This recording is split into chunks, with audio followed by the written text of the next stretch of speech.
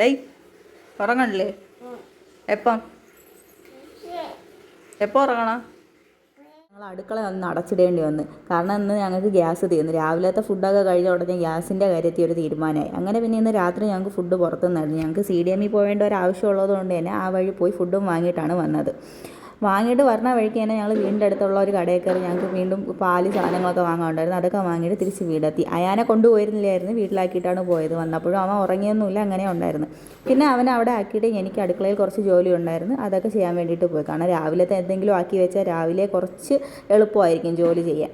ആ സമയം കൊണ്ട് ഞാൻ ഫ്രിഡ്ജ് തുറന്ന് ഡ്രാഗൺ ഫ്രൂട്ട് കണ്ടുകൊണ്ട് അവൻ അതിന് വേണ്ടിയിട്ട് ഭയങ്കര കരച്ചിലായിരുന്നു. അങ്ങനെ പിന്നെ അവന് ഡ്രാഗൺ ഫ്രൂട്ട് കട്ട് ചെയ്ത് കൊടുക്കാതെ അവൻ പിന്നെ എന്നെ വേറെ ജോലിയൊന്നും ചെയ്യാൻ സമ്മതിക്കില്ല. അതുകൊണ്ട് പിന്നെ അവന് ഞാൻ അവൻ്റെ വാശിക്ക് ഡ്രാഗൺ ഫ്രൂട്ട് പാതിരാത്രി തന്നെ കട്ട് ചെയ്ത് കൊടുത്ത് അവൻ കഴിച്ചിട്ടേ കിടന്ന് ഉറങ്ങിയുള്ളൂ. അങ്ങനെ പിന്നെ ആ സമയം കൊണ്ടാണ് ഞാൻ പിന്നെ ഞങ്ങൾക്ക് വാങ്ങിച്ച ഫുഡ് കഴിച്ചത്. അപ്പോൾ അത്രേ ഉള്ളൂ. Okay, by.